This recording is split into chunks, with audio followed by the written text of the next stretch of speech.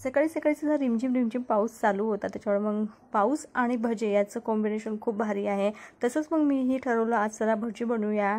आणि पाऊस असेल तर भजी बनतात, बऱ्याच जणांच्या घरी बनत असतील, तसेच मग मी पण बनवून घेतले. ब्रेकफास्टवर भजी होते, सोबत फ्राय केलेली मिरची होती आणि छान असा ब्रेकफास्ट केला. मग दुपारचे सर्व कामं आवरले आणि निवांत मस्त चला म्हटलं जाऊया मार्केटमध्ये फार काम होतं.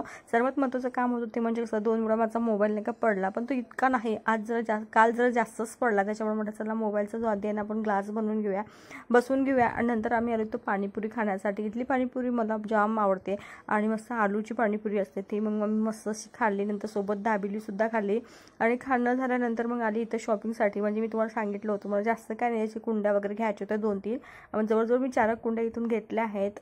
तर तेच बघत होते, डस्ट वगैरे ते चालू होतं माझं.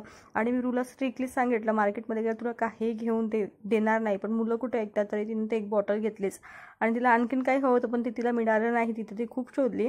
आणि मग सायंकाळी घरी आलो त्यानंतर मसाले भात केला, कारण की बाहेर आपण काहीतरी खाऊन आल्यानंतर एवढी जास्त काही भूक लागत नाही, त्याच्यामुळे मी तर मसाले भात आणि सोबत लोणचं होतं.